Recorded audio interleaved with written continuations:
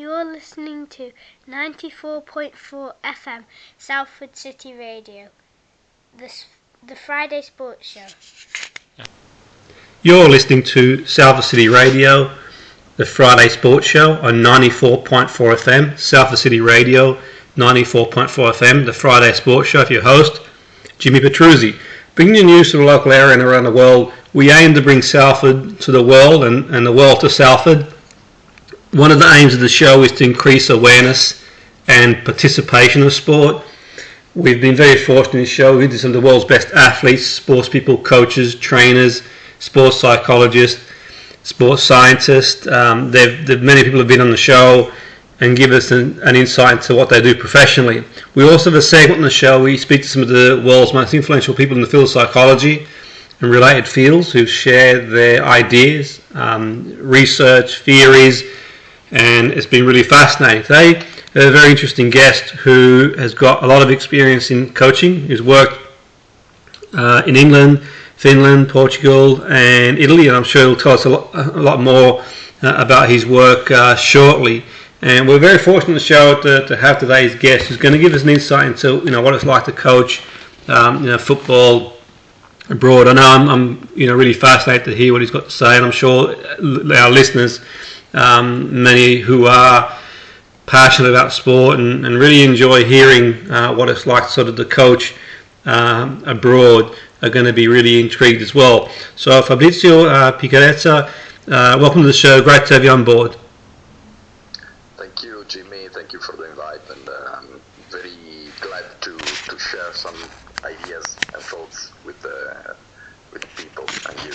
Brilliant. Yeah, and I think it's really fascinating in terms of your sort of career. You worked at so many different places, and I suppose the sort of question we generally ask our guests, I mean, where did it all begin for you, Fabrizio, in terms of your career in coaching? What inspired you to go into the field of coaching? Yes, good question. Jimmy, when I was a player, I didn't reach a high level as a player. Basically, I was an average Italian football player. So, but one thing has always fascinated me during my playing career.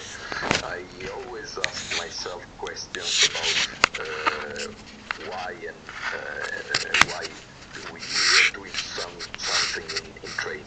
So I was the kind of player that just was executing what the coach asked. I always asked questions about the type of coaching. So basically, I was thinking already as a coach, especially in my last in the last period of my playing career. So when I stopped playing, I started to think about coaching, and I started at a very low level in Italy. So with the local club and team, and one thing that has always interested me is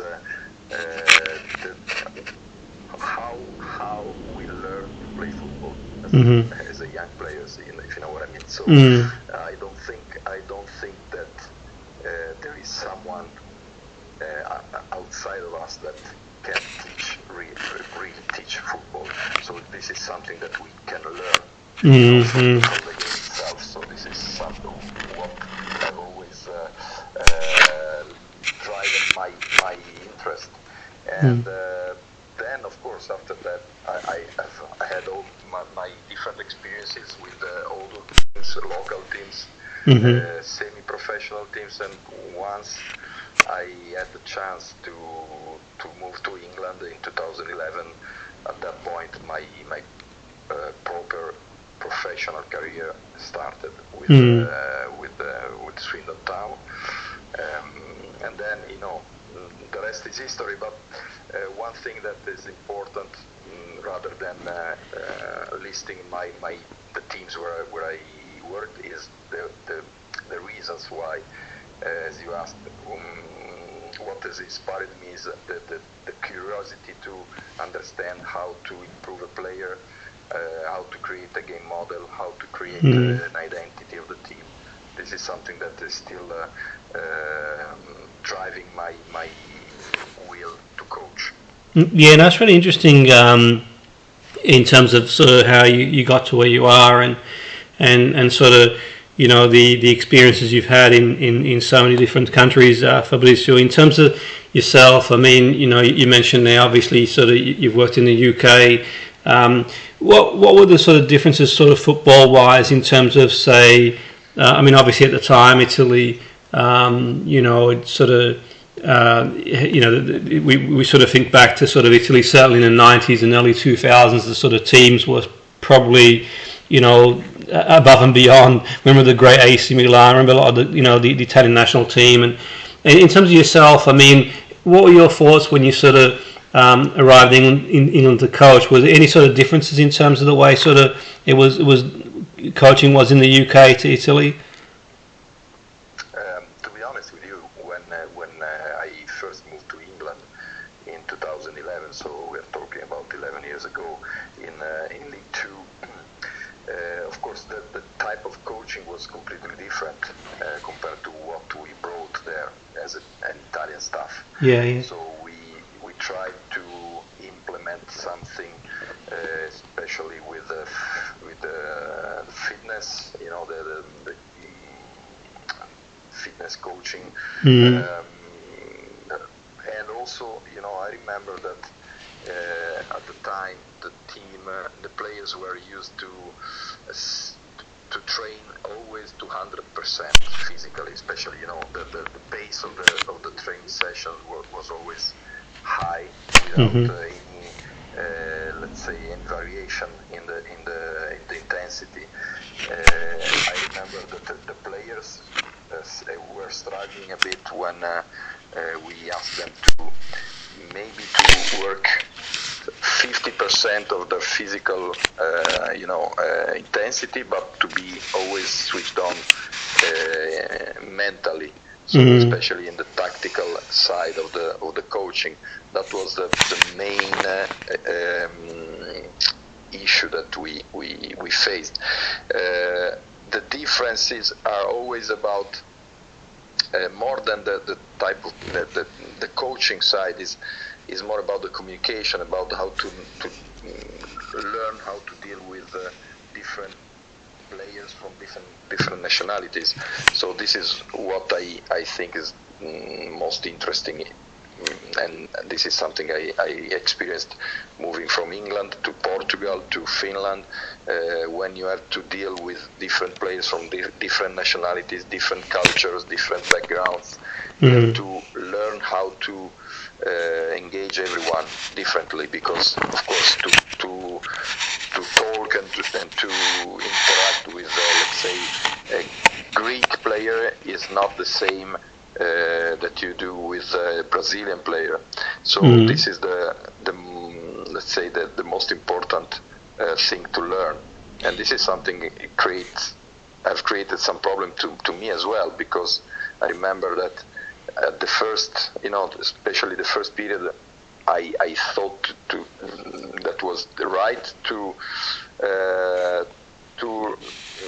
relate with the players in the same way, but that you realize that is not the right thing to do. So more than the football itself, which is basically the same everywhere, especially now, you have to learn which kind of relationship to build with the players from different places, different age, different nationalities. Yeah, that's really interesting, and we have a lot of young coaches listening to the show, and sort of, I think it's a really good sort of takeaway in terms of sort of learning that obviously there's a lot more to it than sort of football as well. So it's adapting to the culture and different sort of these days we sort of particularly in football, it's a very multicultural dressing room, different people, different parts of the world, and that sort of stuff. And in terms of yourself, I mean, it's really interesting because you sort of coach in so many different places. You mentioned obviously like Finland and Portugal, England, obviously Italy as well. What would you say in terms of the standard of football?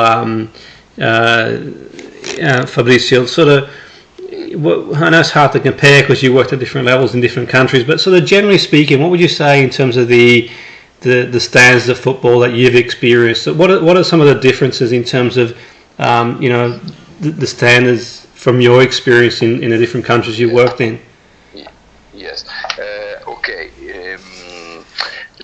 Taking account that when I moved to England, I was a coach here in Italy in the lower leagues. So my move to the English football was a sort of shock, like professional shock, because of course the standard in Italy at that level were quite poor, and all of a sudden I went to England in League Two, which is the fourth tier of the English football, but still is high level, because then you can, the standards are very high in my opinion. So this is why everyone want to move to England, because even if we were at Swindon, you can still have, first the standard of the players, the level of the players was very, very high compared to the same level in Italy, if you know what I mean. Yeah. So basically, the fourth tier of the English football is first of all is professional, while in Italy, for example, is amateur or semi-pro, not more. The intensity of the English football is incredible. The passion of the people around the club is fantastic to feel, to experience. This is why I think that English players are so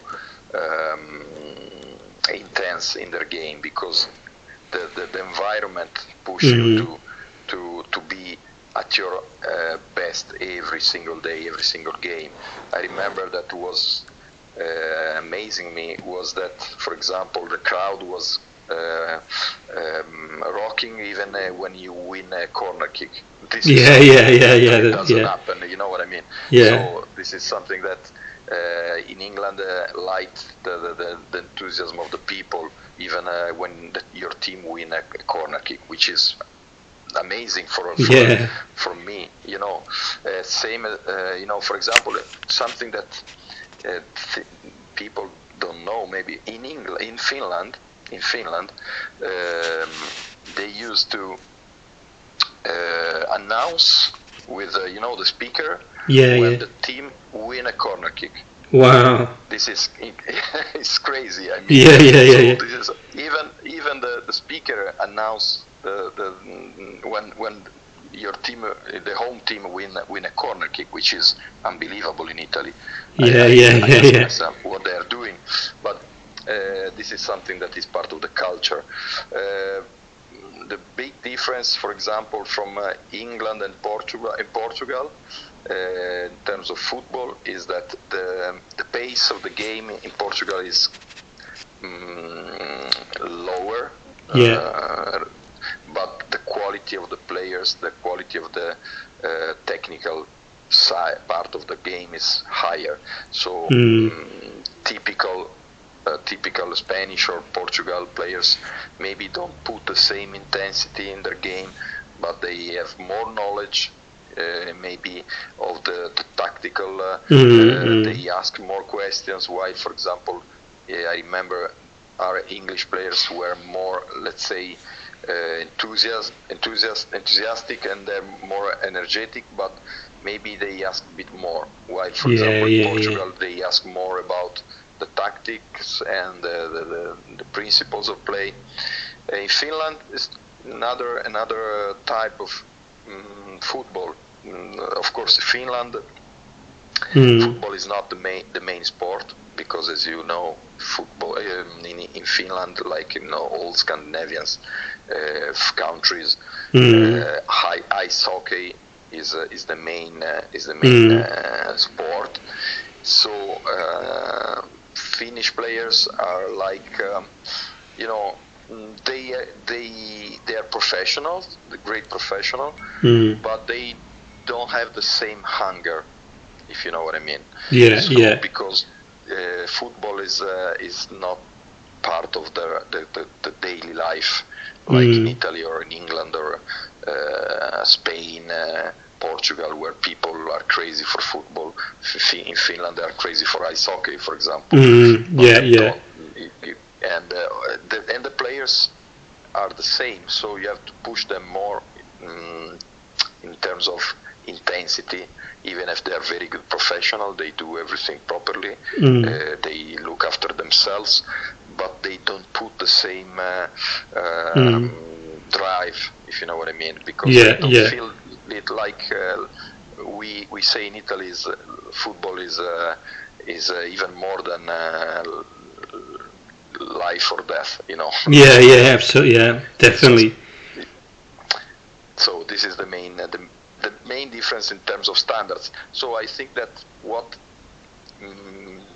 makes the difference in the standards is the type of desire that the country has with regards to football.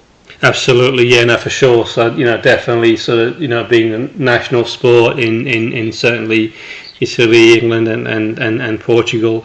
That's for sure, and some really interesting points. And in terms of your own sort of career, I mean, what would you say some of the challenges have been for you, Fabrizio? Obviously, you've worked at different places around the world, and you've mentioned before about sort of adapting to sort of different sort of cultures in the dressing room and players. And what, in terms of your own sort of career so far, would you say some of the challenges has been as a coach, from a coaching point of view?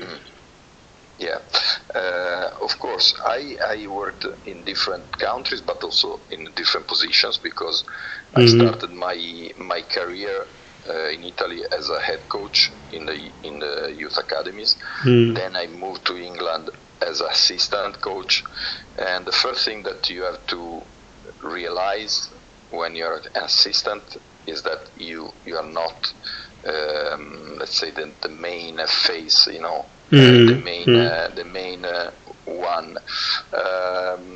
I've learned a lot by doing my assistant manager job, especially with regards to create a positive environment in the dressing room. I think that the main thing that you learn as assistant is that you have to be ready to be a sort of, let's say, an older brother to the players, because of course your job is not to be the leader, but you have to be a good follower of the leader. At the same time, you have to make sure that the players trust you.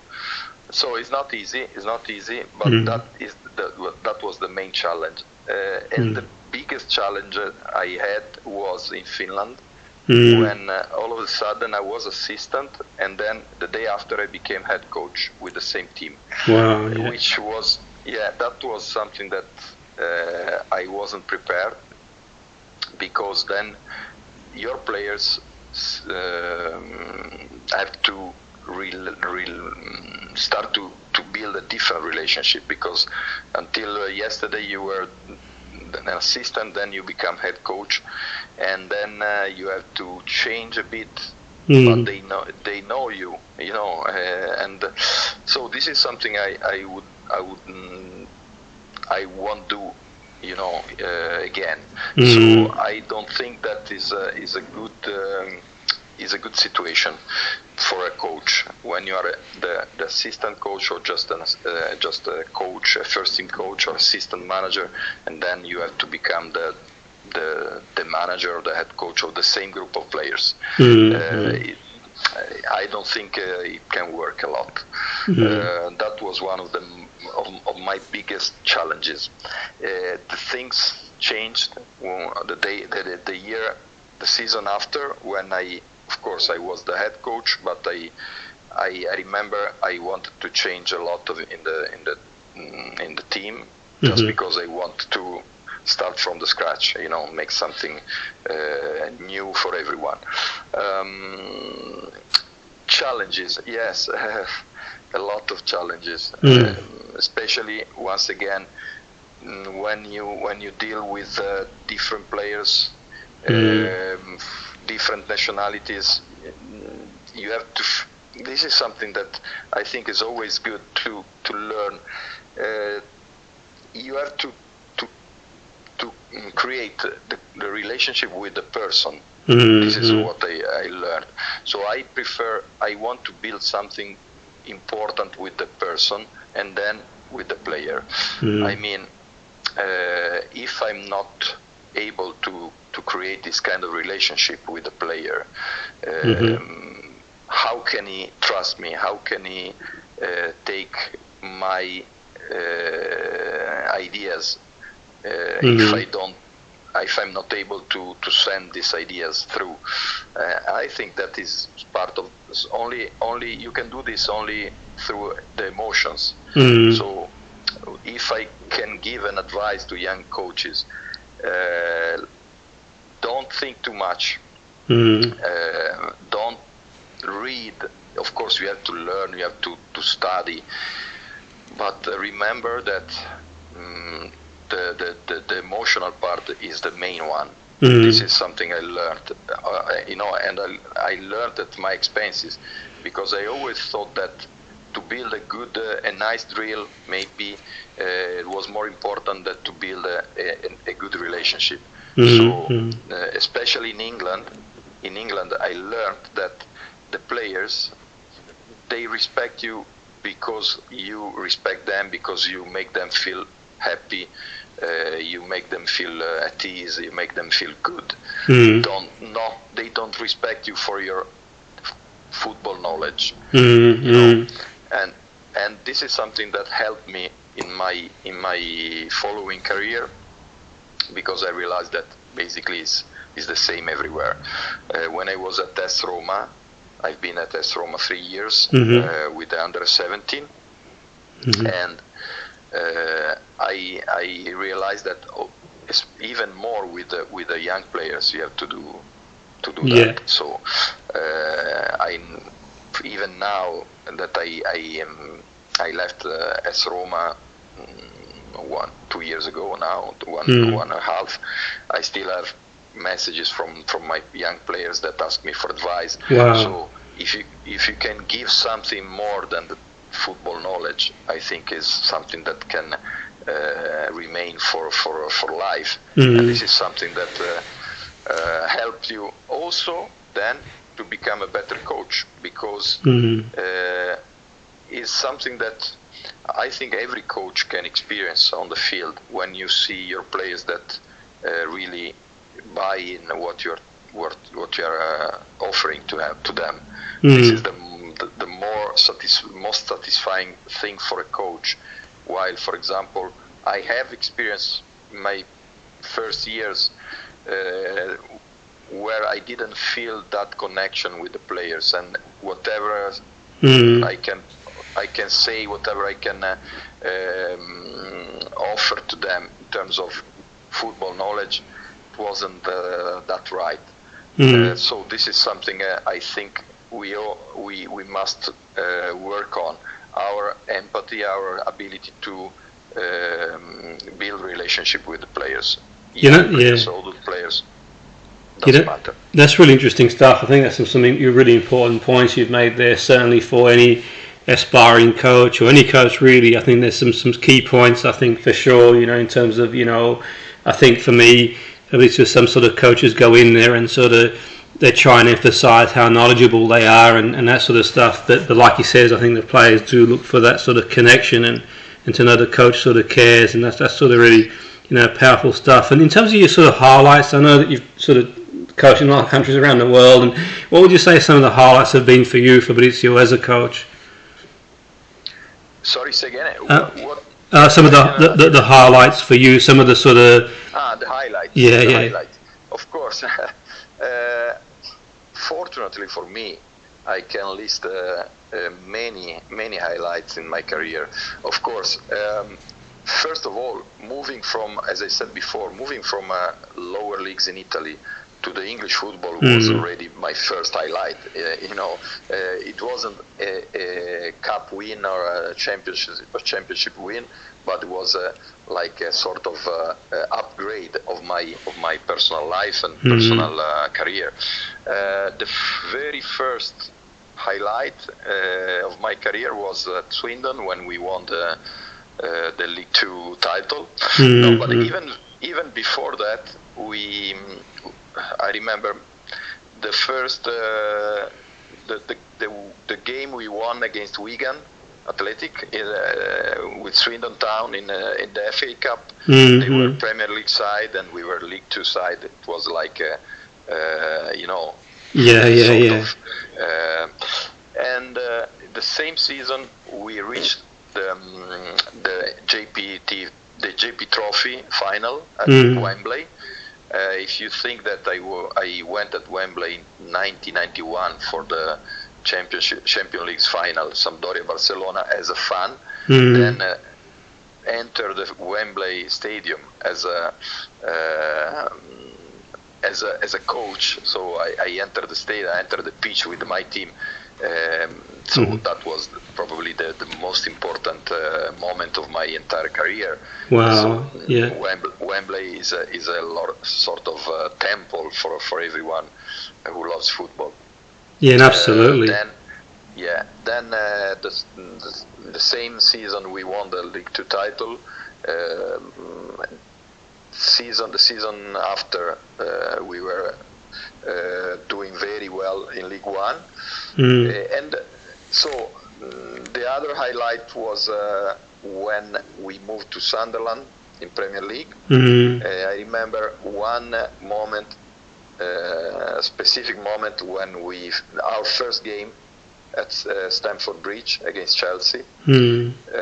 So again, when you start to work in football, and if someone would have told me that one day I went to Stamford Bridge as a coach, I would never believed it. It happened to me, so that was another highlight.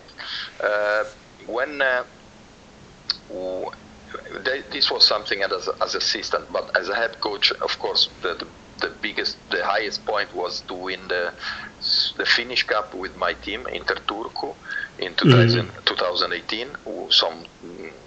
Was very important moment for myself as a head coach, and for the club as well, because it was the first title after 9 years for the club. So, and then recently at AS Roma, last season, we won the under 17 Italian title. In the same season, I won an important award in Italy as the best Italian youth coach, which is something I'm very proud of. So I have to say that, like everyone else, I had some lows, but the highs are even more. So I'm proud of what I've achieved in my career, but I'm still, hungry to improve, hungry to learn, hungry to move forward. So I think the best is yet to come. Absolutely, yeah. No, that's really, like the credential. I remember, Swindon at the time. Fabrizio, there's a buzz around, obviously, sort of, Swindon. When you guys were sort of really sort of, like he says, the game, the FA Cup game, and the promotion, and certainly sort of a buzz around, Swindon, that's for sure. And it's really interesting you sort of mentioned there, obviously, your different experiences and sort of, you've got the first team experience, the youth team experience. We've seen like a number of English players go to Italy recently and do well.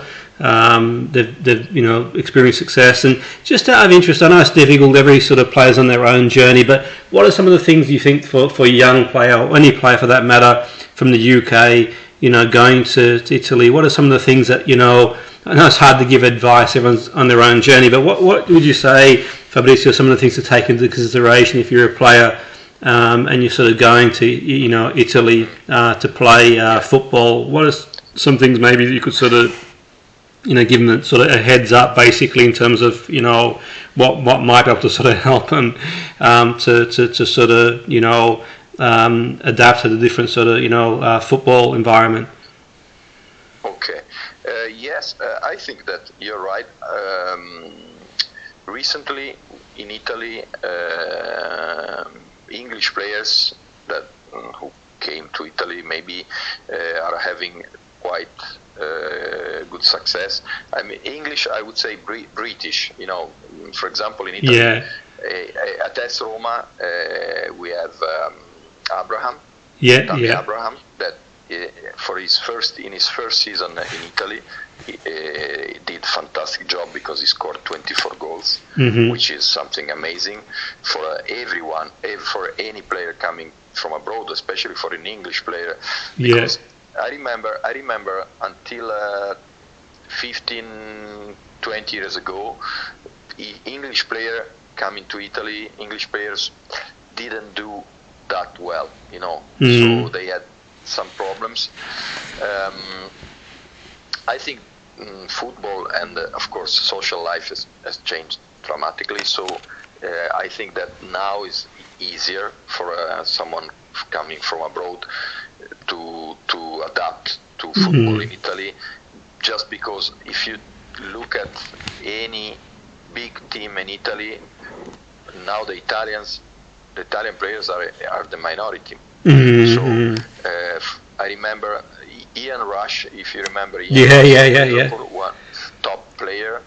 He came to Juventus, but we are talking about maybe 30 years ago. When he came to Juventus, he couldn't kick a ball. But I think this was because of his problems to adapt to the Italian methodology, the Italian style. Now is completely different. I think that there's been a sort of homologation of from in all point of views, methodology, training methodologies, social life. So now it's easier for someone coming from abroad. If I have to give an advice to a young player coming to Italy, the first thing to do, learn the language as fast as you can, because Italian are not that good to speak English, as you can listen from me, as you can hear from me. But I'm one of the, I'm like we say a white fly.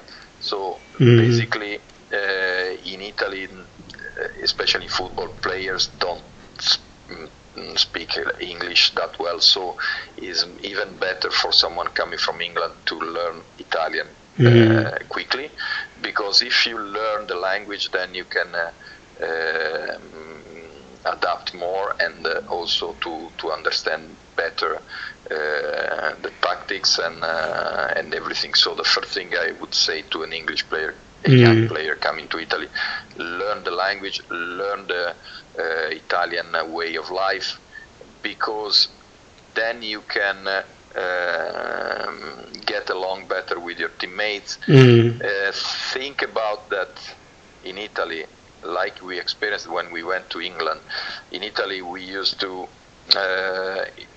in training, there are more, let's say, variation in intensity, but you have to keep always your head, your brain switched on. So maybe we don't work 200% for the whole session, but you have to be ready to get the instructions, and then so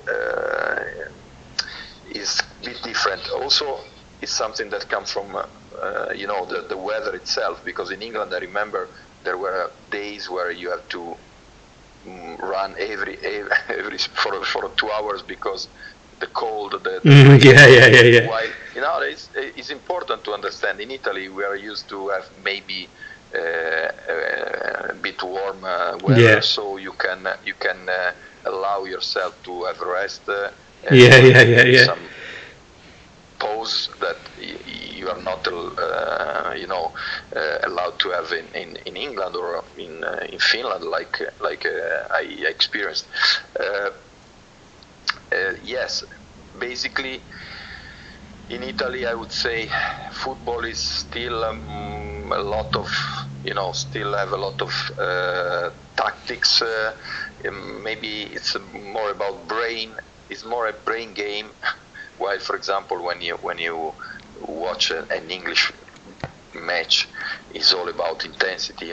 Is the speed, the tempo of the team of the game is higher, which I like. To be honest with you, I preferred a lot this kind of football. But in Italy, maybe you have to get used to have more dead moments in a game. But to be honest with you, I would say that for a player coming from England now, it's easier than the past. Yeah. No, that's really interesting stuff. I think that's really powerful stuff, and certainly we see a lot more movement in players now, and sort of open-minded to sort of go and like you said, the likes of Abrahams, and we've seen a number of players, even like we've seen like you said, British players. Hickey do really well in Italy, so there is the opportunity there, and many players are sort of more and more going across. But I think they're really key points you've made there, Fabrizio. That obviously, for someone who's had the experience, it's always good to hear from someone who's had the experience. I suppose sort of one thing that sort of strikes to mind in terms of, say, we'll look at Italian football and at the moment, and one thing that I'm sort of curious about in terms of to sort of, I know it's probably outside the remit. It's a much a bigger thing really in terms of. But where do you sort of see Italian football? I mean, we saw last Italy win the Euros, and it looked like that they were turning a corner and they're sort of back on the world stage. But the disappointment, obviously, of sort of Italy missing the World Cup again, it's unbelievable. Yes. I watched the game the other day versus Argentina. I thought, what is going on? Sorry to interrupt you. I don't think it's unbelievable. Wow. It's not unbelievable. It's not unbelievable because it can sound unbelievable. Yeah. Because you maybe have in mind, Italy, the traditions, blah, absolutely, blah, blah, blah. But our problem in Italy is that we always think that we are the best, but we are not. So this is something that we have to change. Because the mentality of the Italian football environment is to always think that we are the best and the other are not. While we should understand now that time has changed, and now we have to look at the other countries and try to get something from them, not the contrary.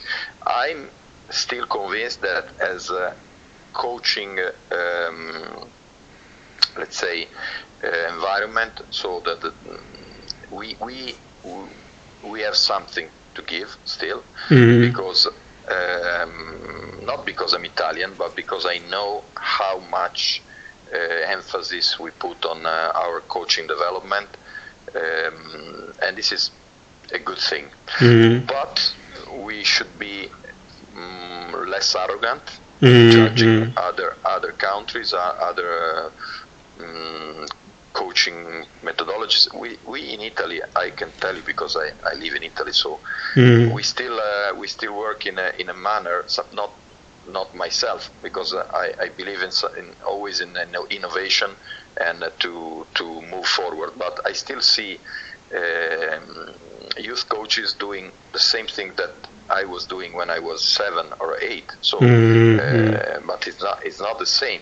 So this is why we are missing.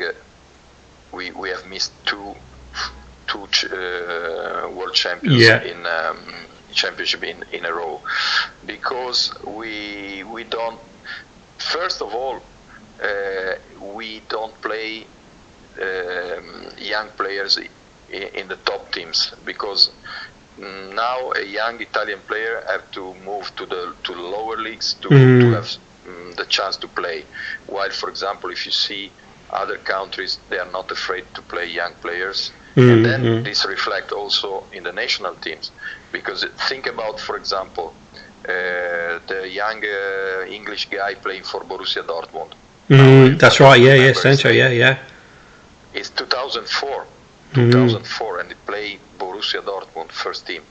So in Italy we think that 2000 born or 1999 born is a young player, while the others are playing maybe 2003, 2004. So how can we think to have a strong Italian national team if we don't play young players? But I personally think that what happened in the last European Championship is a sort of miracle. This is my idea. So I believe that Mancini is doing a great job, because he gave an identity to the team.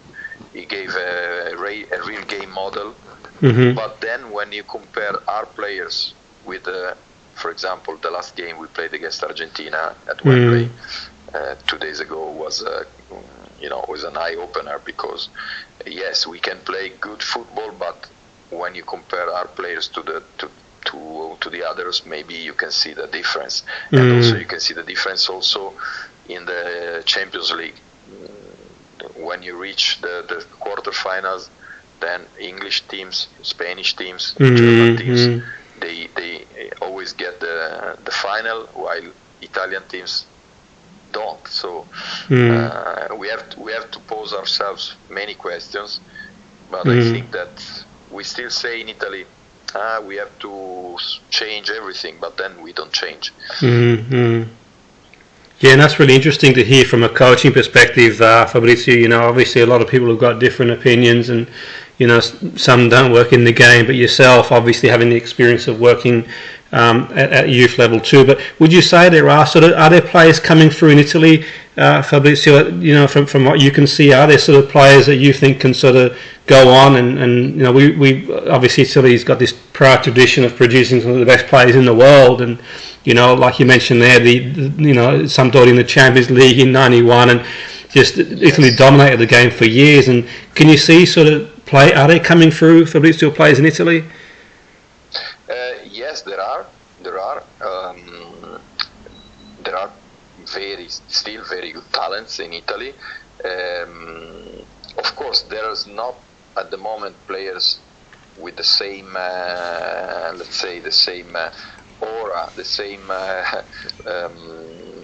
skills like Totti, for example, or Baggio or Del Piero in the past. But there are very good players coming through. The problem, as I said before, is that maybe they should have more space to play. They should be allowed to make mistakes, to get experience. Now the problem in Italy is that maybe they play one young player, and after 2 games maybe he's not doing well. They don't play anymore. So it's a nonsense to think that a young player can play always at his best, But if you don't give him time to get this experience, it's impossible. But to be honest, yes, there are I don't want to mention names because some of them are. I coach some of them, so to promote them. But if you think, I just name one. Zalewski, player his surname is Polish, and he plays for the Polish national team, but he's born and raised in Italy. I had the chance to coach him at Roma, and now what a player! Regular starter for the Mourinho side. He's one of the most talented players I ever coached in my life, and he's proving himself now in Serie A and also in the Europa competition. So he's just one of them, but there are many others. I hope they will have the chance to prove themselves. If not in Italy, probably they will have the chance to do it elsewhere. Maybe in England. Why not? Absolutely, absolutely, and that's the sort of. I mean, you mentioned it. It's really interesting, and so we think back to sort of, Baggio, Del Piero. So there was a time in Italy where it was like, to get into you could have the second and third team would be competitive on the world stage. It's just incredible, really, in terms of. But it's really interesting to hear from a coaching perspective in terms of some of the sort of the points you've made there, and it's really. Fascinating, really. I suppose in terms of yourself, sort of your vision going forward, Fabrizio, you've still got a lot to give in the game, no doubt. It's sort of a long, many, many more years in the game. Sort of, are you okay to sort of maybe share in terms of where you see your own career going from now, or what's sort of your thoughts on your career as a sort of coach in terms of yourself going forward? Of course, I hope I will have ahead. I'm almost 57, but of course, from a coaching point of view, I think I'm still young.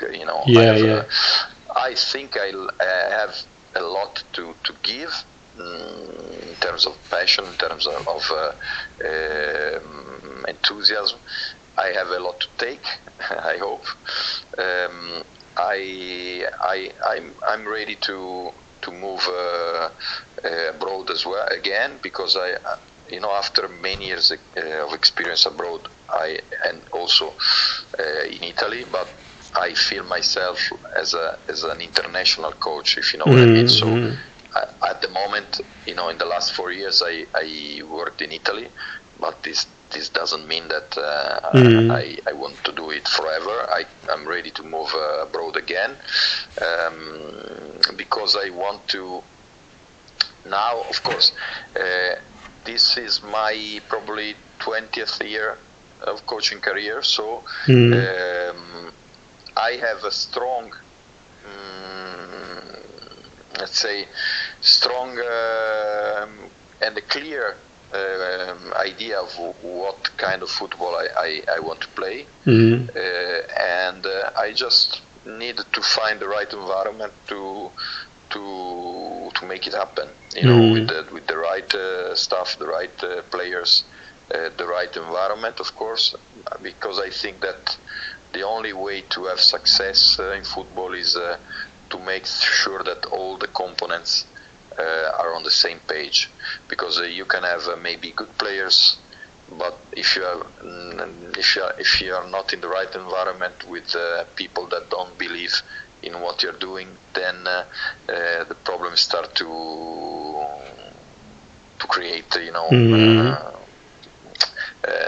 and then so this is why I just.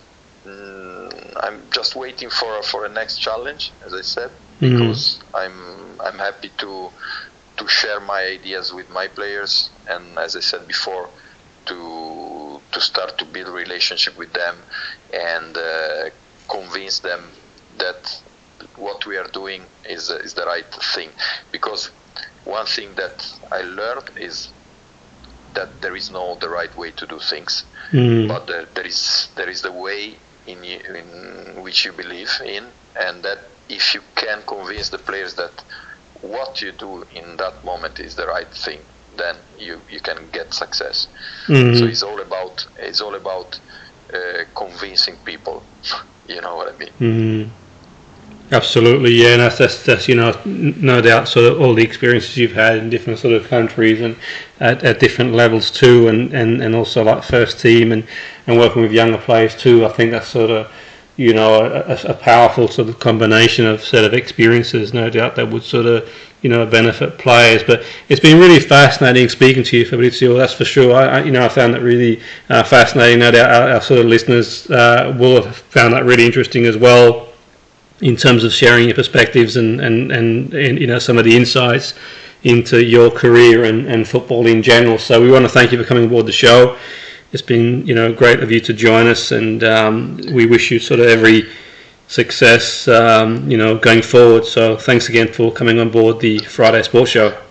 Yeah, thank you so much, Jimmy, and it's been great for me, and I wish all the listeners to fulfill their dreams. Absolutely, no, definitely. That's great stuff. And that was Fabrizio Piccareta, who's been very kind enough to join us from Italy. And no doubt many of our listeners who are very passionate about football will recall the days of Swindon, which only a part of Fabrizio's career over a number of years, and I'm sure we'll sort of hear more of him in terms of football, that's for sure. But it's been very kind of him to join us, Fabrizio Piccareta, to join us all the way from Italy on the Friday Sports Show, Salford City Radio 94.4 FM with your host Jimmy Petruzzi.